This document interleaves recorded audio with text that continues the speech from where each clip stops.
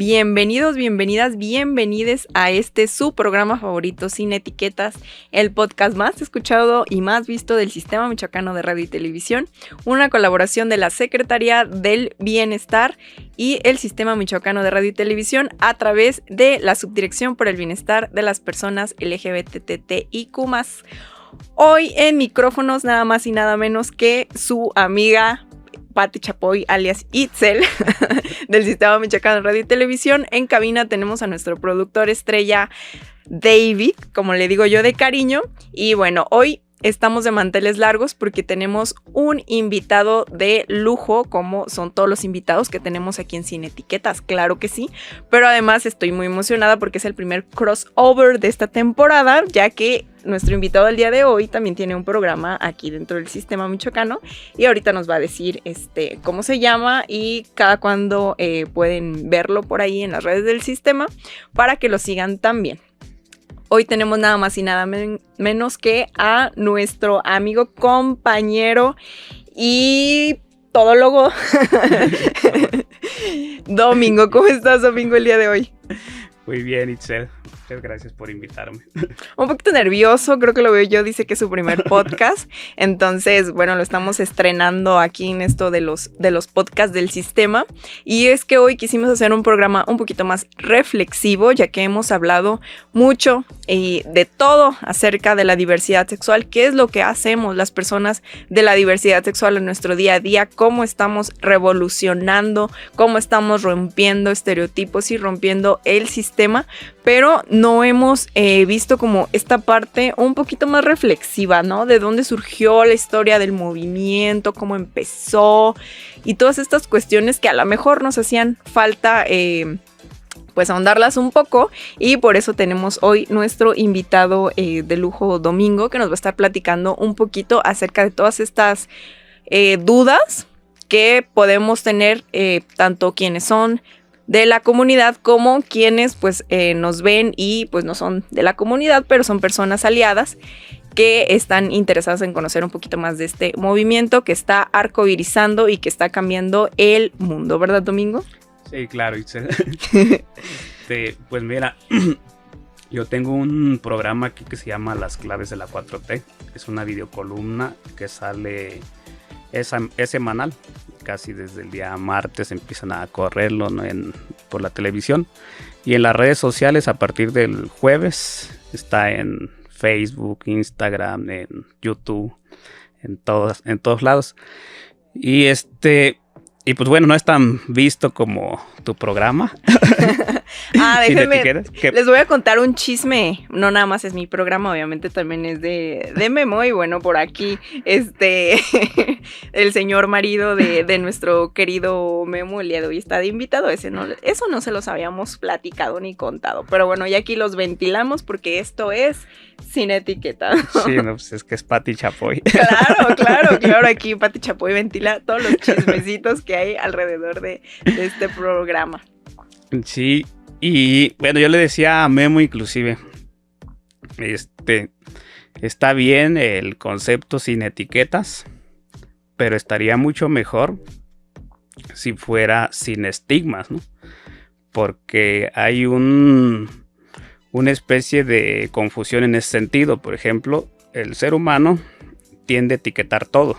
Exactamente. O sea, desde que desarrolla su lenguaje, desde que aparece el lenguaje, nosotros para poder comunicarnos tenemos que nombrar las cosas.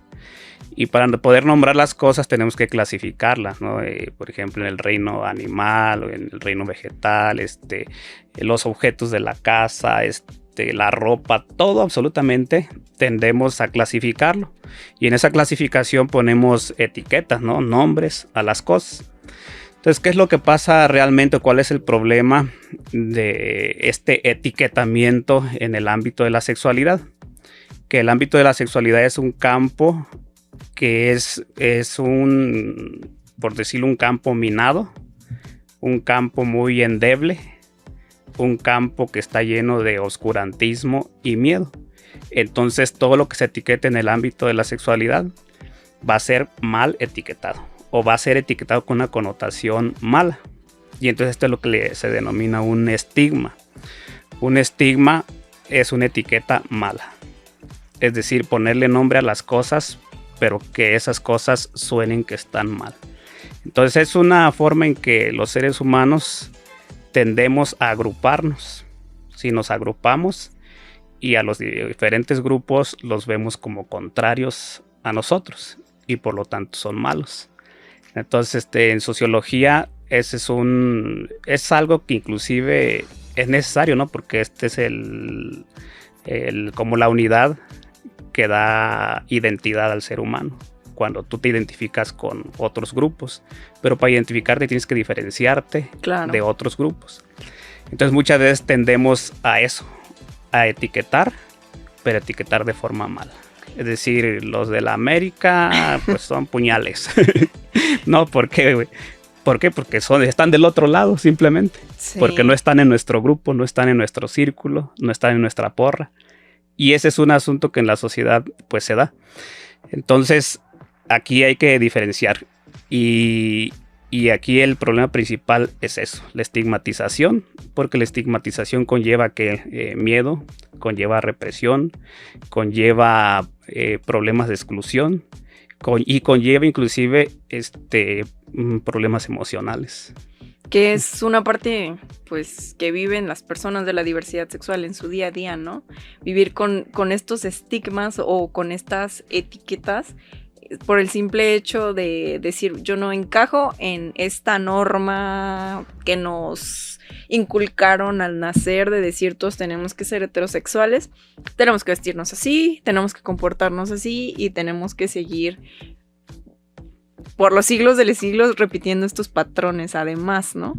Entonces es ver cómo a las personas de la diversidad sexual siempre se nos etiqueta de este modo y se nos estigmatiza como tú mencionas también, ¿no?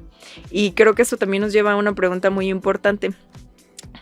¿Tú crees que todo esto de ser parte de la diversidad sexual, del movimiento LGBT, toda esta revolución del género y demás, crees que sea una especie de moda? Porque así es como lo catalogan ahora, lo vimos con lo de los libros de texto y toda esta controversia que hay, ¿no? Entonces, ¿tú crees que todo este movimiento, todo esto que pues está pasando en torno a la diversidad sexual y a romper estereotipos y demás, sea una moda? ¿O siempre hemos estado ahí, pero ocultos en la historia? A mi punto de vista es un paradigma. Mira, yo no soy especialista en este tema, pero como efectivamente tú bien lo dijiste, soy un todólogo. Cuando yo estudiaba en la Facultad de Economía y lo hacía mis intervenciones, ¿no? Y ponía en jaque de repente los maestros o cualquier cosa, y luego mis compañeros me preguntaban, oye, ¿tú eres filósofo? Y no, pues yo estoy estudiando economía. Oye, ¿tú eres historiador? Pues no. Pero efectivamente desde entonces me gustaba estudiar prácticamente de todo, ¿no? Todos los libros que cayeran a mis manos, pues era obligatorio leerlos. Entonces, de una vez aclaro, ¿no? Que no soy especialista en este tema, pero me interesa mucho y he estudiado un poco la situación. Y yo desde mi punto de vista lo que veo es que el movimiento LGBTQI+, está rompiendo un paradigma. O sea, está creando una revolución como del tipo copernicano. Es decir, como cuando Copérnico nos dijo, ¿qué creen?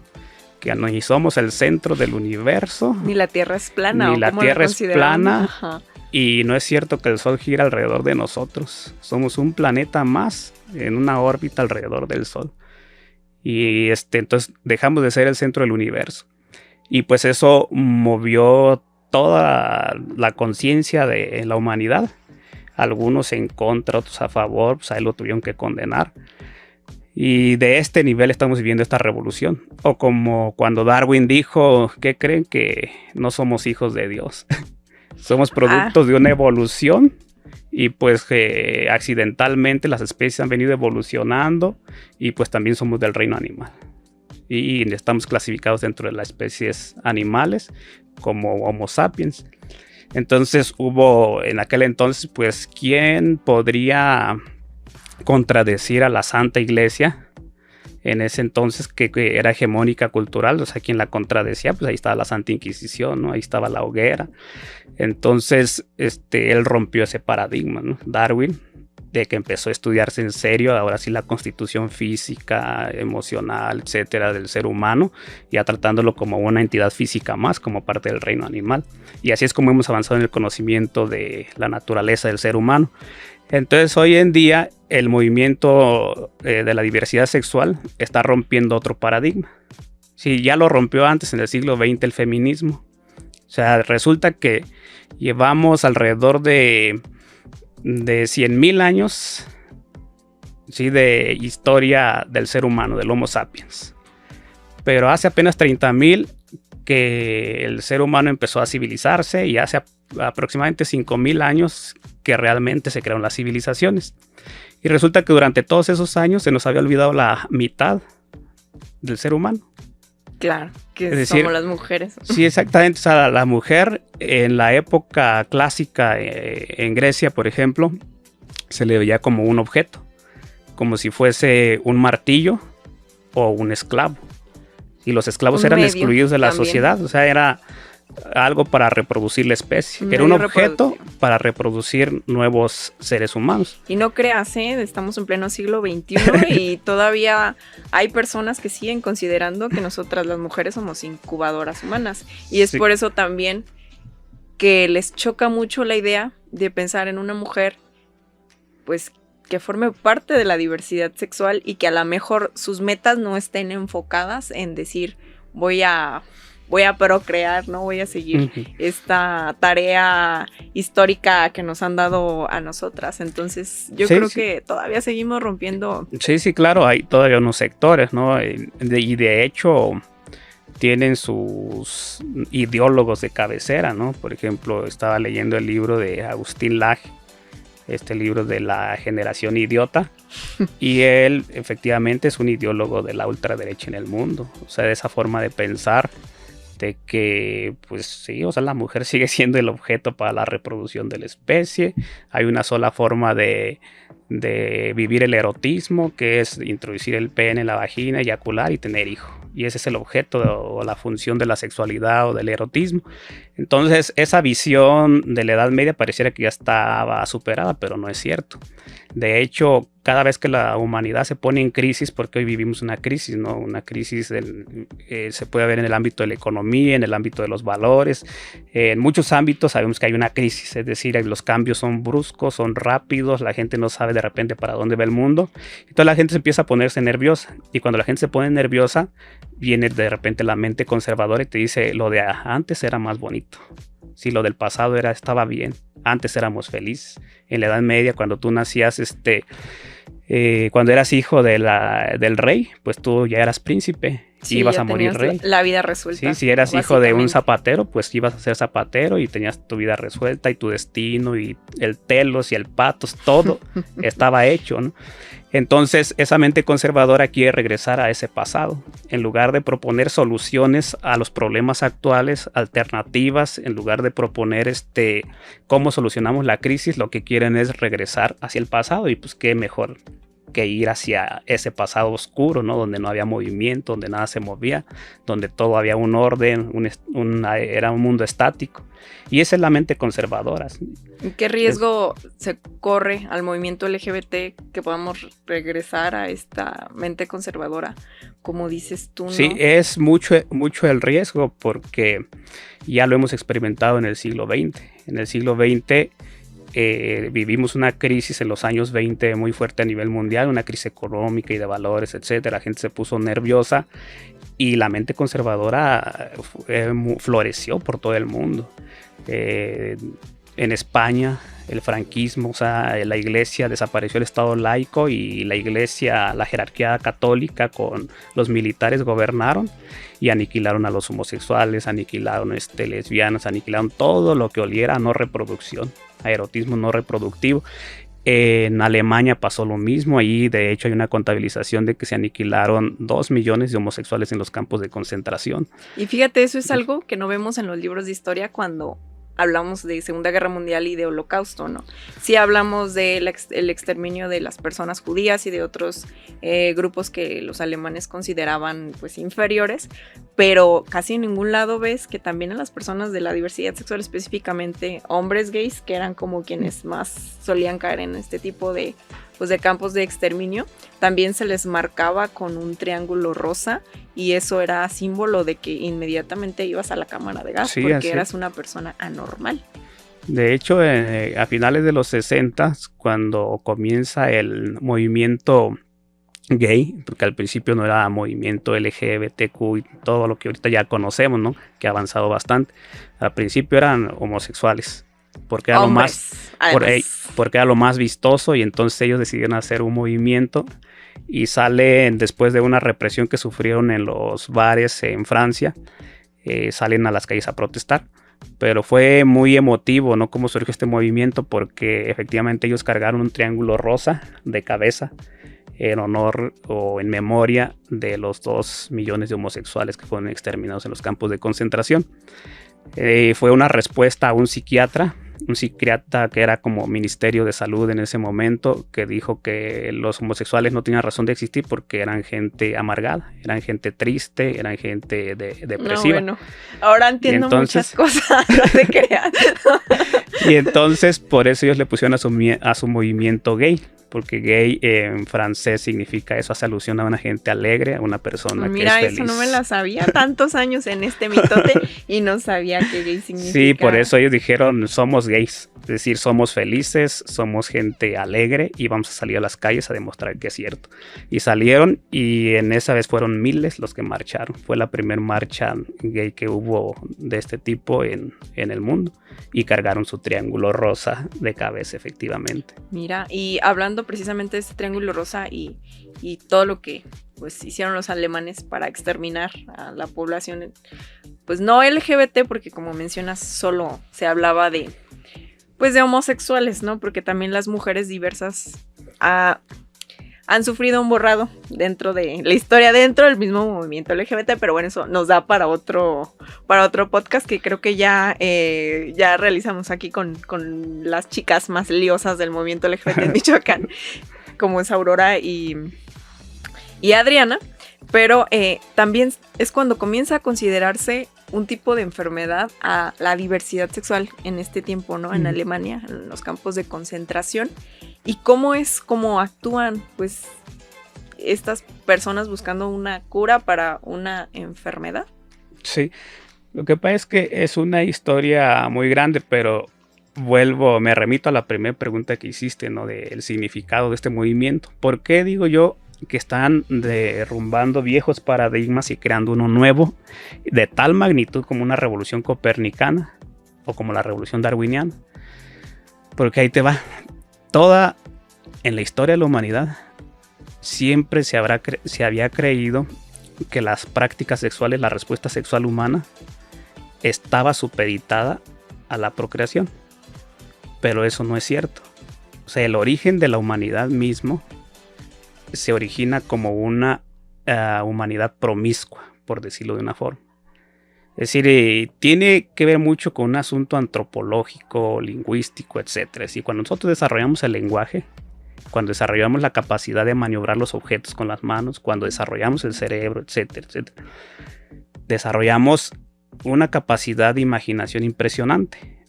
De tal forma que esto en el psicoanálisis está muy bien documentado, que desarrollamos una compulsión a ser seres sexuados. Y esa compulsión a desarrollarnos sexualmente, en un principio, nos desarrolló como promiscuidad. Y de hecho, se le estigmatiza también a las personas de la diversidad sexual, sobre todo a los hombres gays, de pues, ser muy promiscuos, ¿no? También. Sí, pero o sea, hablo en el sentido de promiscuidad, no tanto ya como lo entendemos ahorita, ¿no? Como una persona que se mete con lo que se mueva. Con lo que se mueva, está bueno. Sino promiscuidad en el sentido de que la sexualidad en el ser humano específicamente, no en los animales, carece de objeto sexual. Es decir, cuando nosotros nacemos sin objeto sexual. Y esto lo podemos descubrir un poco rasgando en la arqueología, en la antropología. Pero también si lo viéramos desde el punto de vista filogenético, es decir, de la observación de cómo nos desarrollamos desde que nacemos hasta que morimos, lo podemos indagar. Y es lo que Freud indagó, ¿no? Y por eso en la infancia, en la primera infancia más bien, nos puso a los seres humanos que éramos perversos polimorfos, es decir, carentes de objeto sexual. Si nos da igual gozo, pues mamar la teta, ¿no? Que nos da de comer de la madre, igual gozo defecar, igual gozo besar al papá, besar a la mamá. Es decir, no tenemos un objeto sexual como tal. O sea, un objeto erótico para satisfacer la necesidad sexual no lo tenemos. Y eso pasó en el origen de la humanidad. Por eso, el origen de la civilización tuvo que reprimir estos instintos. Primero, por ejemplo, para constituir la primera institución social. Esto a lo mejor tú lo conoces bien, porque tú eres socióloga, ¿verdad? Sí, nunca les había contado eso, pero sí soy socióloga. Ya ves que ya te investigué. ya me investigo aquí, bueno, Domingo. Pues la primera institución social que se formó fue la familia. ¿Y cómo se logró formar la familia? Bueno, en un inicio, para poder formar la familia, se tuvo que reprimir esa promiscuidad sexual. Y lo primero que se reprimió fue el incesto. Es decir, con la mamá no te puedes meter. Es decir, la mamá reconocía a los hijos y los hijos tenían que respetar a la mamá, y entonces aparece también el patriarcado. Sí, es decir, tiene que haber una persona fuerte y muy poderosa que prohíba el incesto. Y ahí aparece la familia. Entonces, si te fijas, allí, y ahorita, pues por supuesto, eso lo vemos como algo, pues así como una anécdota, ¿no? Idílica, así que tampoco eso pasó, ¿no? No, eso fue evolución. Yo creo que sigue pasando, no me refiero a lo del incesto y demás, pero sí ver como a la familia como esta institución que nos sigue, pues ahí rigiendo, ¿no?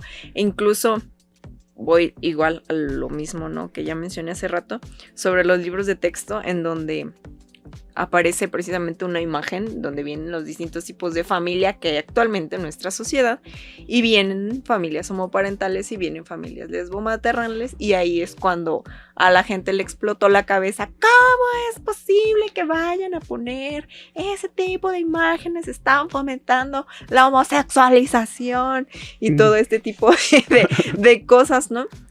Pero también se está rompiendo este tipo de situaciones como tú comentas. Y es que habrá que ver, o sea, esa prohibición de la sexualidad, esa represión de la sexualidad, tuvo razón de ser en una primera fase de la historia de la humanidad. Ajá. Porque si no, no se hubiera podido crear la civilización. O sea, eso también hay que entender, ¿no? Sí. No podríamos ser seres civilizados ahorita, generadores de cultura, etcétera, si en un momento no se hubiera reprimido como esa parte.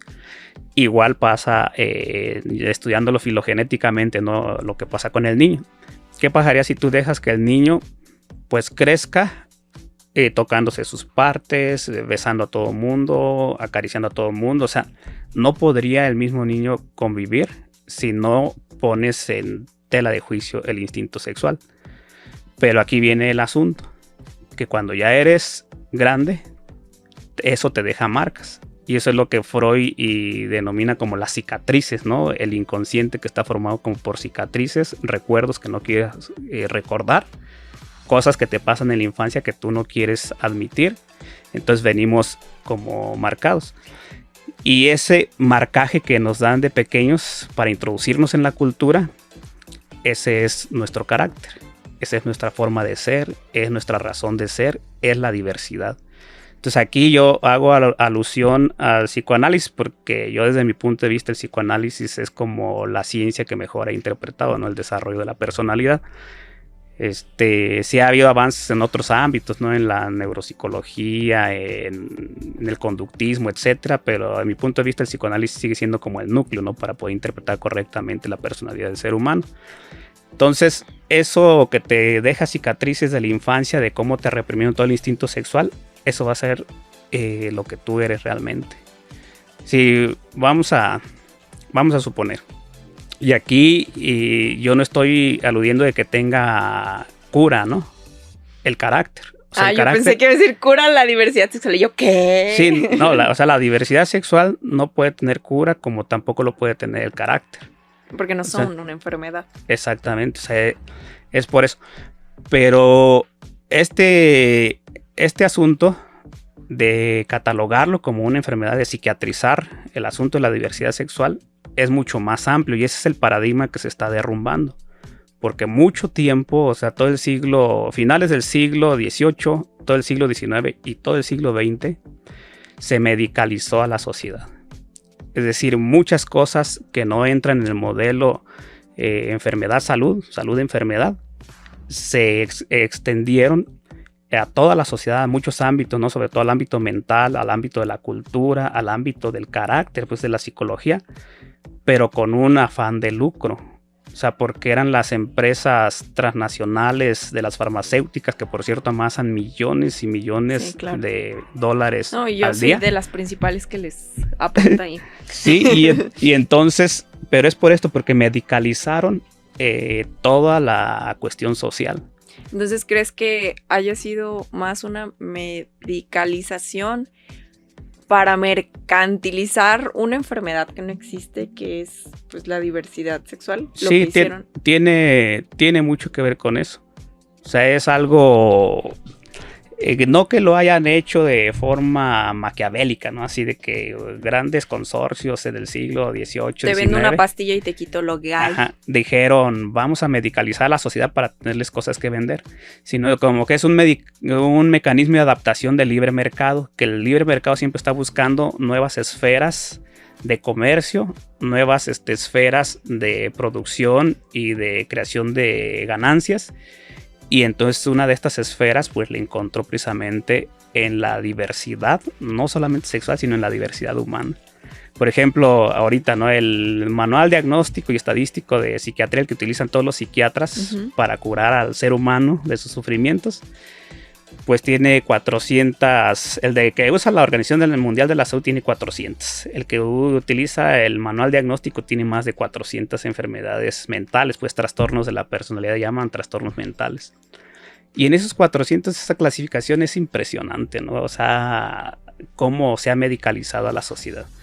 Es decir, por ejemplo, yo en este momento podría crear una nueva clasificación, ¿no? Hay una nueva clasificación, Itzel, que mira a su celular cuando hace un podcast. Esa es una nueva enfermedad. Porque siempre, ¿no?, le entran llamadas cuando está grabando podcast. Además, déjenme les cuento. Esa es una nueva clasificación y vamos a ver, ya le hicimos el test, el diagnóstico y ocupa una pastilla que yo vendo. Y ahí te va tu pastilla. Entonces hoy la sociedad ocupa antidepresivos, ansiolíticos, ocupa de todo tipo de tranquilizantes porque se ha medicalizado. Bueno, pues este asunto de la diversidad sexual mucho tiempo se medicalizó.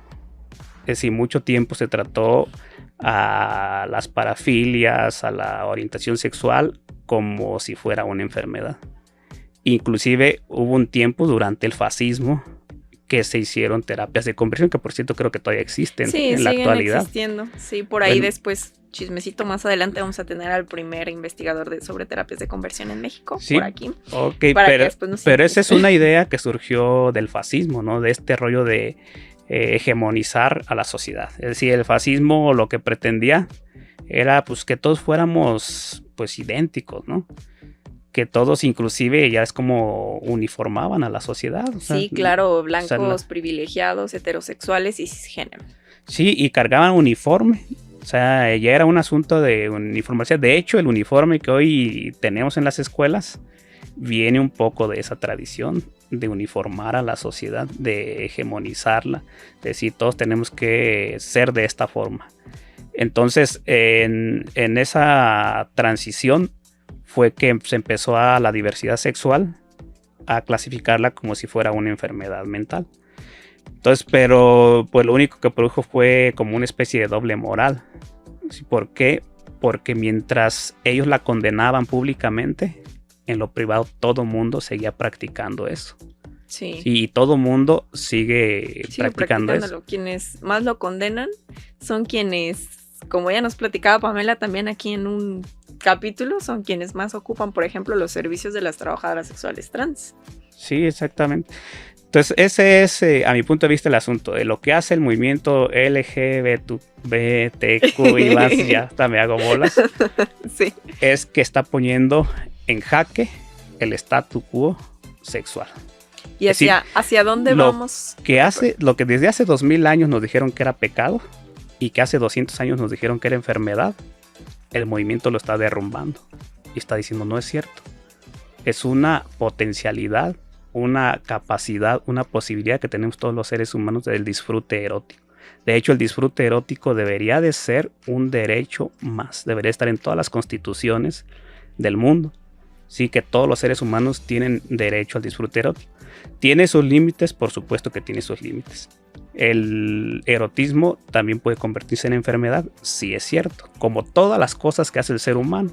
Por ejemplo, comer, que es el principio vital que nos da vida, que nos da energía para estar en el mundo, puede ser enfermizo. Sí, puede convertirse en enfermedad.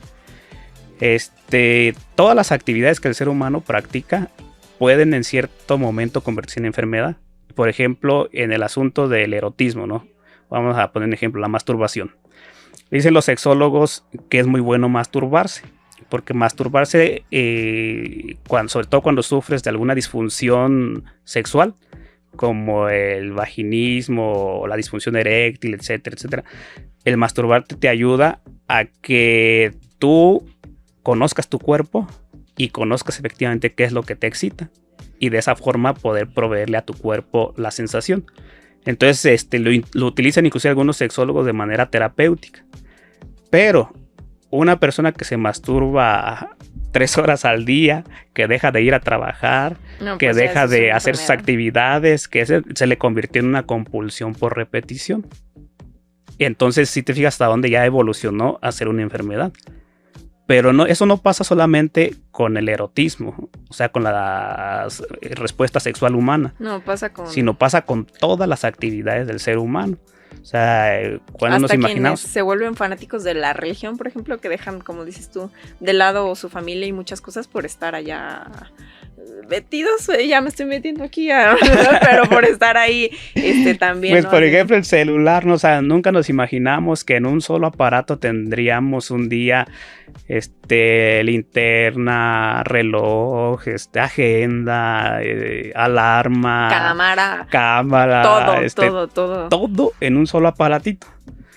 Pues esto que es tan bueno, tan beneficioso para el ser humano y que nos ha hecho evolucionar como nunca, o sea, nos ha desarrollado en muchos sentidos, económicamente, intelectual, etcétera. Eso también puede convertirse en enfermedad. Es una adicción, además. Sí, y lo estamos viendo en las nuevas generaciones, porque la mayoría, bueno, yo tengo es mi prima, tiene 1 año y medio y ella ya con el celular y yo así de, no, bueno, me tocó ver toda esta transición de usar los telefonotes a esto y pues todavía ni la acabo de entender muy bien a veces, ¿no? Sí, entonces por eso te digo que no es exclusivo del erotismo o la respuesta sexual humana el que se desarrollen enfermedades. O inclusive que podamos evolucionar hacia el crimen. O sea, por ejemplo, en nuestra sociedad, ¿qué es el crimen o el delito, no? Pues infringir las leyes, infringir las normas. Por ejemplo, un exhibicionista, pues bueno, un sexólogo te va a decir, es bueno, ¿no? O sea, si eso es lo que realmente a ti te excita y te da placer, eso no es malo, porque decirle que es malo, eso es lo que le va a generar que esa persona se vuelva compulsiva. Dice, pero hay reglas. Y en la Constitución a lo mejor, o en el reglamento, o en el Código Penal de tu estado, de tu país, dice que no puedes enseñarlo en la vía pública o a las personas, etcétera, así sin su consentimiento. Entonces el exhibicionista pues va a ir a la cárcel el día que cometa que infringe esa ley. ¿Cuándo no va a ir a la cárcel? Cuando sea de mutuo acuerdo. Es decir, cuando encuentre una pareja que a lo mejor es voyerista y que diga, no, pues a mí me excita ver, no, pues a mí me gusta enseñar, pues bueno, vamos en lo privado y se armó, ¿no? Sí, entonces, eso es efectivamente lo que está, ese campo es el que está abriendo, el campo de lo erótico es lo que está abriendo este movimiento. Y por eso causa tanta repugnancia a los sectores conservadores, por eso causa tanto miedo, por eso causa tanta indignación, porque es algo nuevo, es algo que se está desconocido, ¿no? Prácticamente. ¿Qué dijo Freud cuando llegó a Estados Unidos, cuando lo invitaron a su primer cátedra, su primer conferencia de psicoanálisis? Cuando bajó del avión, le dijo a sus discípulos, hemos traído la peste a América. Y efectivamente, o sea, Sigmund Freud, cuando descubrió el inconsciente y la terapia psicoanalítica, pues todo el mundo lo veía como un apestado, como vieron a Darwin en su momento por decir que descendíamos de los animales. Como ven a muchas personas de la diversidad sexual todavía por romper Exactamente, todos estos paradigmas. Entonces efectivamente eso es lo que está pasando. Ya la experiencia que nosotros tuvimos allá en Iguazio, el asunto de la boda de Florencio y Humberto. Que por cierto, déjenme les cuento que acá Domingo fue uno de los padrinos de los cuales tantos nos hablaron Florencio y Humberto en su momento también. Entonces, para que vean, aquí tenemos pura celebridad en este programa. Sí, y yo así lo veía, ¿no? En ese momento, como que bueno, pues de hecho así nos lo dijeron algunas personas. Yo recuerdo muy bien una persona que ahorita no puedo decir su nombre porque está bien metida en la política de la región. Híjole. Pero en su momento así nos dijo, cuando yo fui jefe de tenencia, cuando me eligieron como jefe de tenencia, dijeron, estos van a venir a echar a perder a la sociedad. Porque además también fuiste el primer jefe de tenencia abiertamente gay en una comunidad indígena, déjenme les platico. Creo que eso también sería importante, ¿no? Porque desde ahí fue donde empezaste tú, dentro de tu entorno, que también es una comunidad pues, de pueblos originarios, así como Humberto y Florencia en su momento con su boda, también fue como tu experiencia desde un puesto de toma de decisiones tan importante que es para una población pues originaria, tener un representante LGBT. Yo creo que también a varios les explotó por ahí. Sí, tuvimos muchas manifestaciones de homofobia muy fuertes, pero afortunadamente supimos como que enfrentarlos, algunos que no valían la pena, pues evadirlos y sobre todo ganarnos a la población, ¿no? O sea, sobre todo a la población mayor de edad, la población grande que no había votado por mí, porque yo gané con los jóvenes, con la juventud de la comunidad.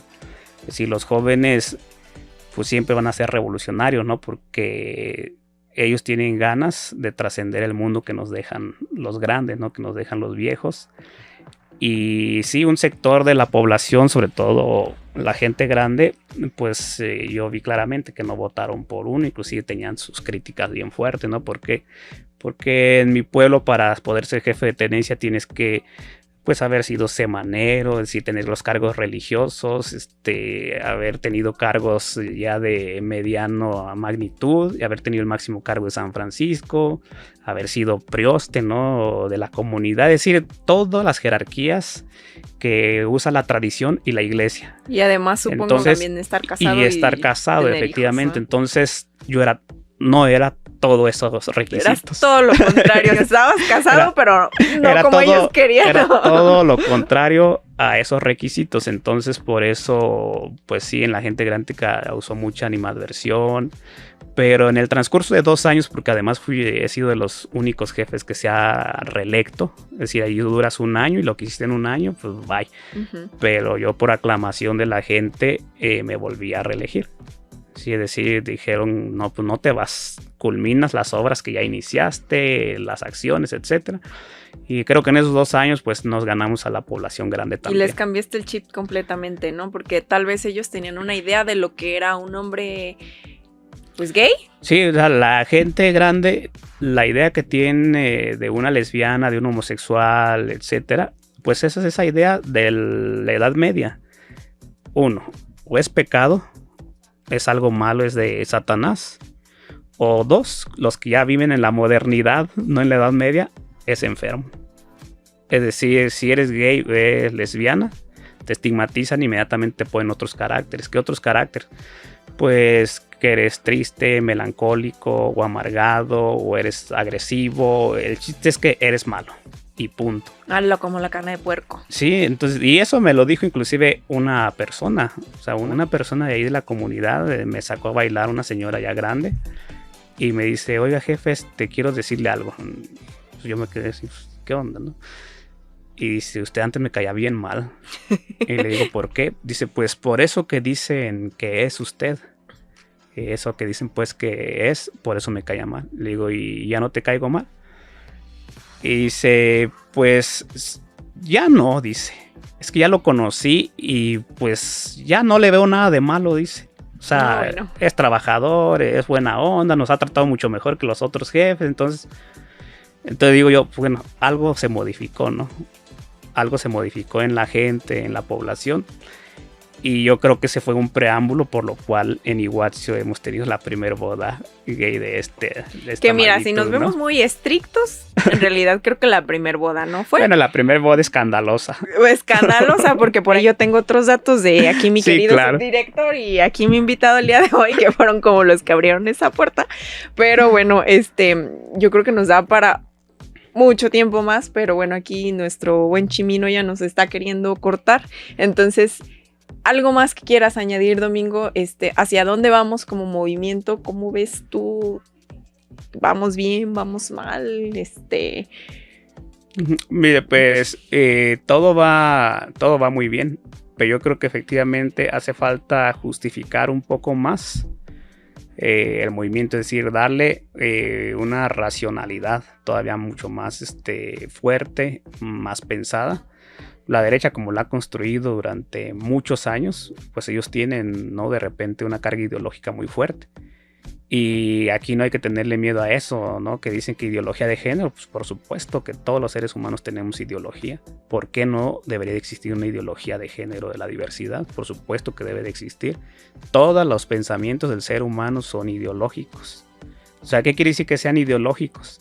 Quiere decir que no son totalmente científicos.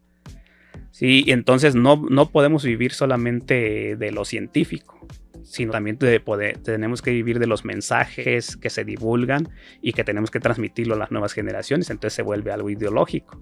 Sí, es algo que no tienes tú por qué pensarlo desde su fundación, desde su origen, etcétera, sino algo que tienes que aceptar porque alguien con mayor autoridad pues ya lo está diciendo, ¿no? Exactamente. Eso es ideología. Entonces de ideología siempre hemos vivido.